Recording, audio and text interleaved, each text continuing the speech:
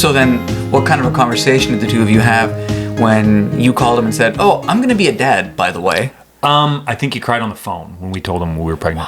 Was that the first time you heard him cry? Or Yeah, so? I think that he was so. Wow. He was so. It affected him, and he is. He's a very involved grandfather, and he has he's got 7, 8, yeah, 7. I'm trying to think, and so very involved. And I think even the older grandkids, because my nieces and nephews are in their teens, they're all like, Grandpa came by, Grandpa did this, they have that connection because he's still involved. My grandfather was not. My grandfather, that disconnect between my father and my grandfather, it carried. I mean, at one point I turned to my brother and I said, "I don't think Grandpa knows my name." And my brother was like, "No, he knows it. He just doesn't want to call you." And so I'm like, all right, yeah, that's what my father dealt with his whole life, and I only dealt with it in little increments, right? But that's who he was. So, yeah. Okay.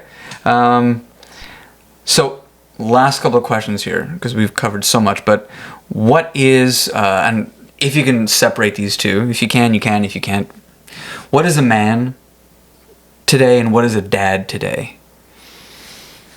Because we could go into from my own personal view of what that word means, or what am I seeing in the world? I'll take all of it. I think dads are the dads I know are a lot more present in their kids' involvement that I did not see with my parents.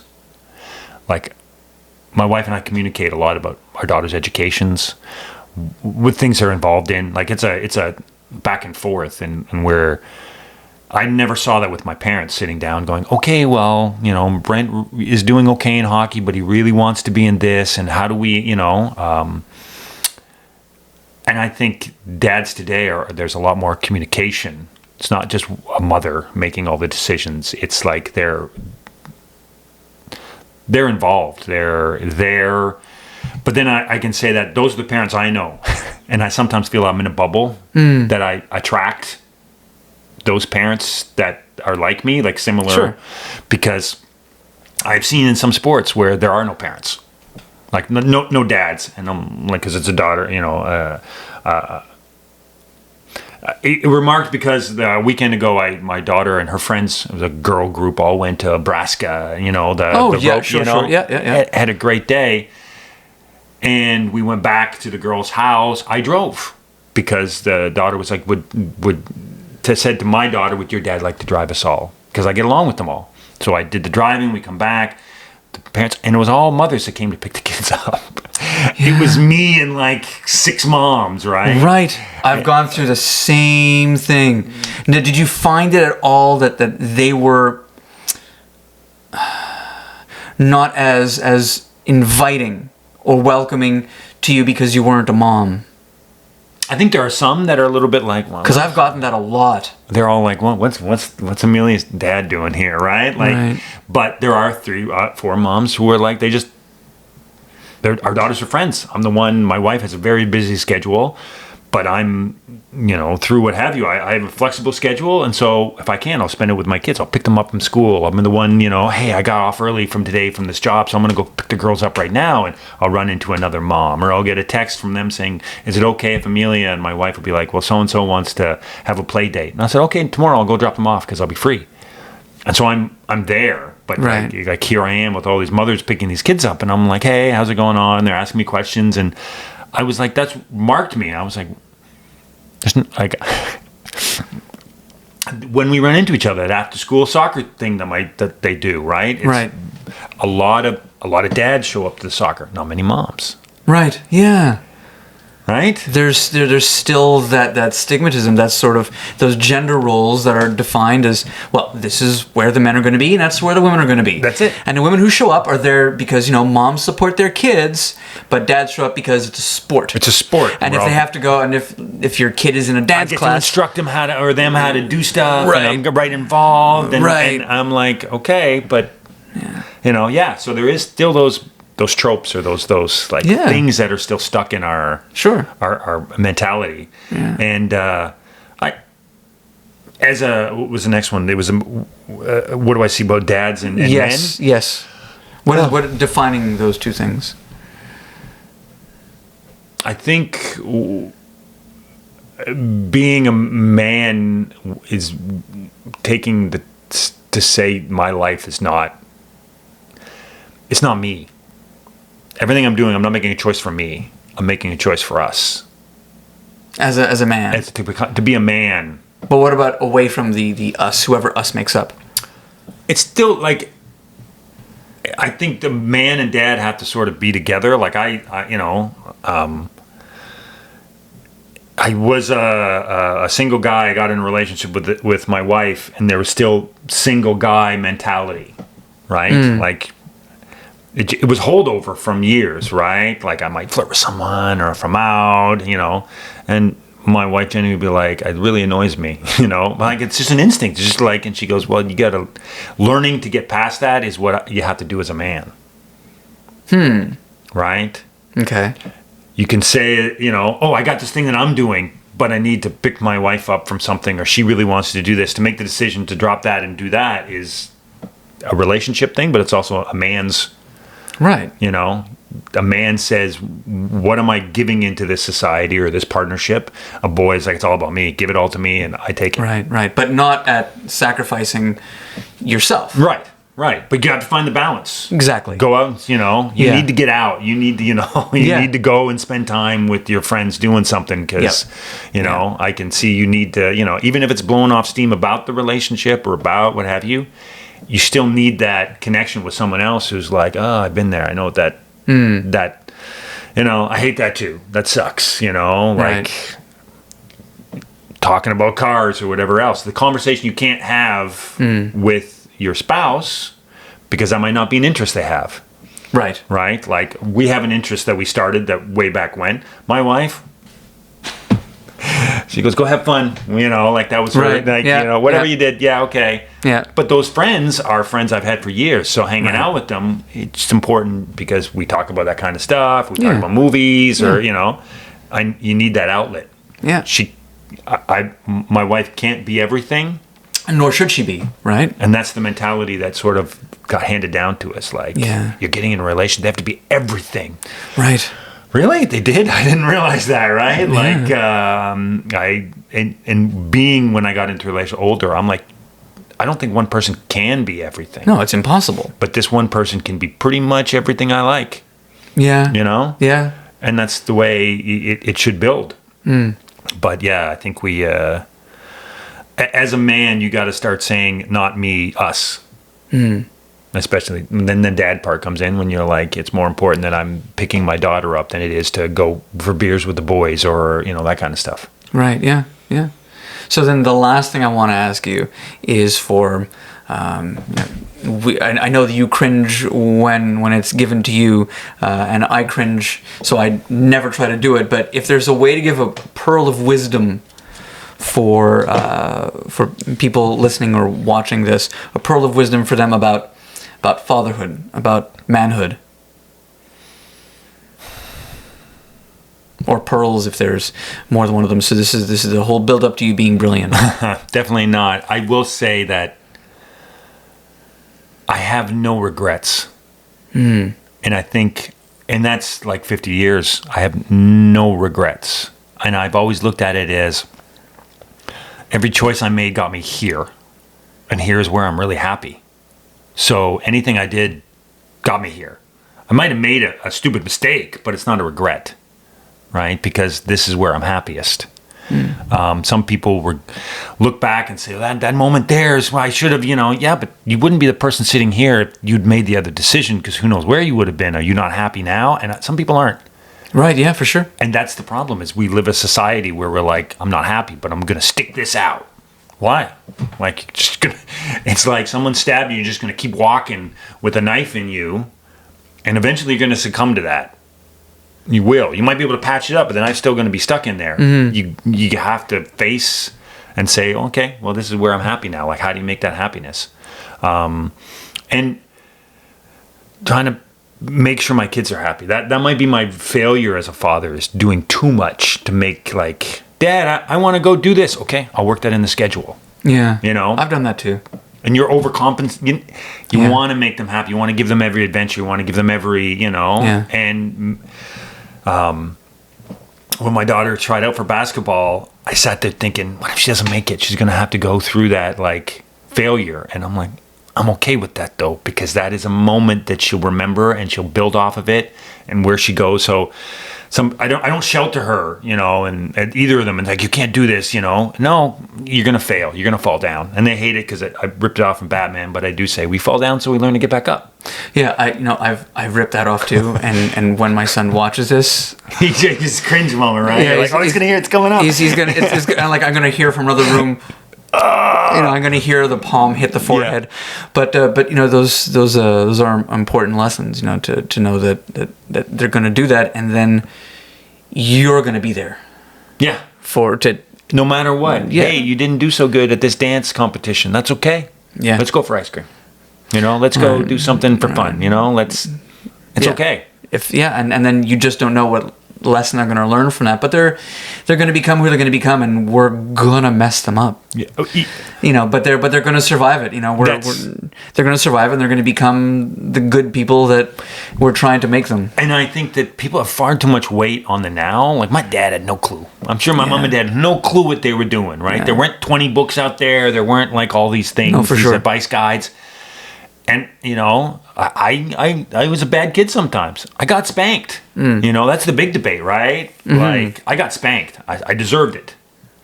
But now you can't even think of that because, but I'm like, that put me on the right path. Like, how can that be wrong if I feel like I'm a good person and I've done the right thing? Right. Right? So when my wife and I are debating, different, should we do this? I don't know. How's that? And I'm like, I say to myself, did my parents sit down and have these conversations? Are they around the table? Yeah. Well, no, because parents didn't have those conversations before. I guess, my mom would make a decision, my dad would fulfill it. That's the way it is, right? We're getting a new dishwasher. We got a new dishwasher, right? Like, but no, it's that we are far more equal as a couple deciding what's going to go on that I didn't see my parents going through, and I'm hoping that my kids will say, well, that's what I want. Yeah. I had a funny one where my parents had such a good relationship, it affected how I got in relationships. Huh. Right? I date someone and very quickly, a fight would occur. Right? Yeah. Like, I can't believe you did this. It was totally rude. And I'm like, I'm done with you. You don't yell at me, right? Boom, gone, out of the relationship, right? Because my parents never fought.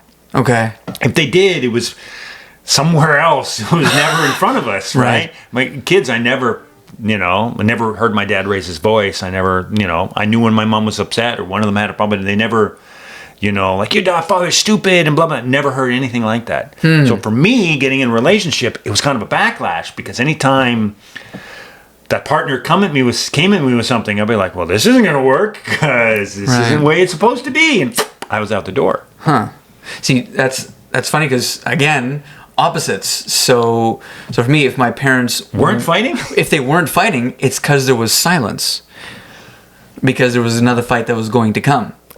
And so for me, when I learned about relationships as well. I mean, we all do. We watch our parents, and we learn this. So for me, when I got into a relationship when I was much younger, I was a teenager, very early 20s. The first time that we would have an argument.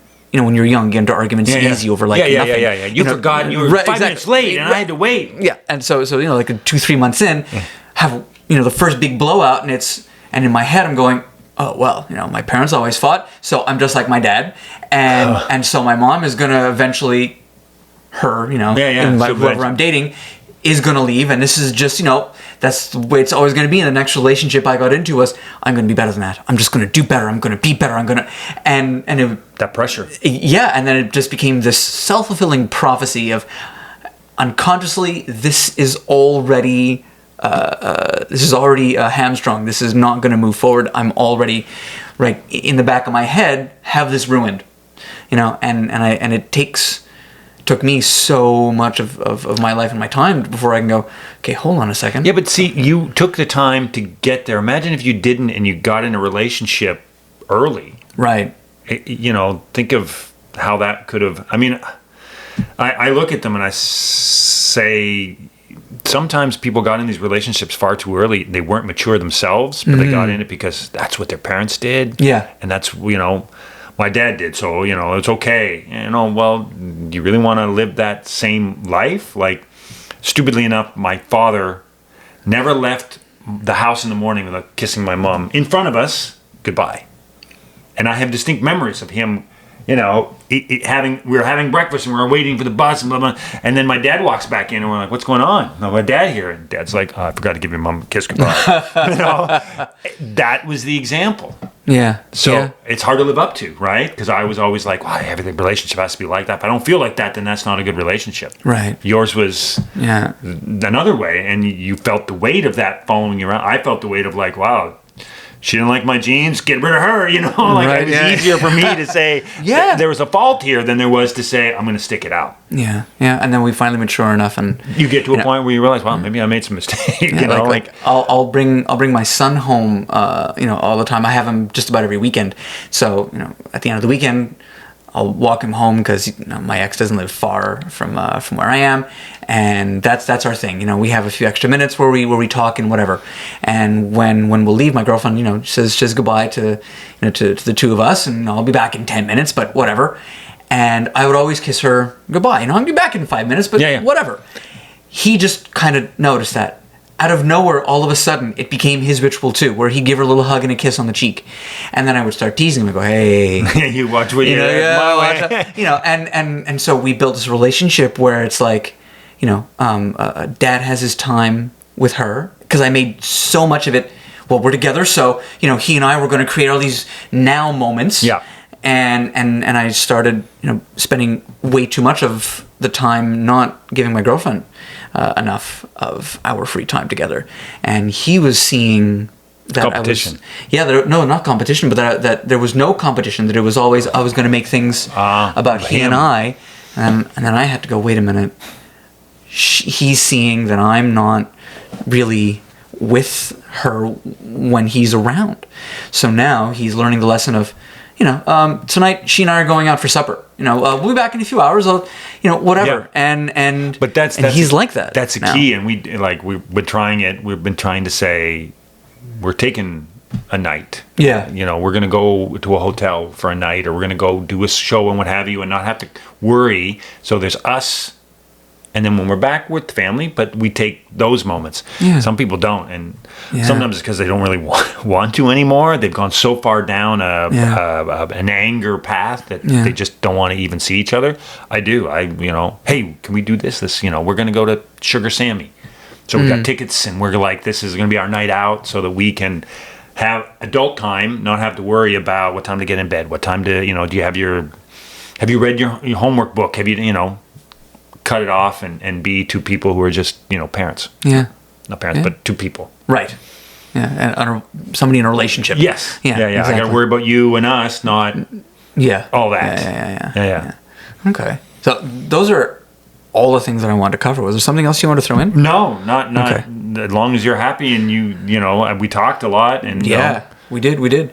So every episode, I always end off with a little food for thought, a little something like a little homework for everyone listening to do, to take them until the next episode. So I always make it something huge, but we've covered so much, so it's impossible for me to just get one thing. But I think the overriding thing that I want everyone to do is sit down with a friend and just talk about anything and everything, even if it's someone that you haven't seen in a long time, because even if you don't have regrets, you're going to wonder what life would have been like if you hadn't taken those moments. So take those moments, sit down, catch up with a friend, do it all the time. I want to thank my guest again, Brent, for being here. After 30 years or whatever it was, it's amazing to be, sitting across and having an adult conversation. Yeah. Our last one was on the way to being an adult. Yeah. But surrounded by some people who. That's another podcast. Yeah, it's another podcast. Yeah. All right. Until then, I am your host, wishing you all a great till next time, from man to dad.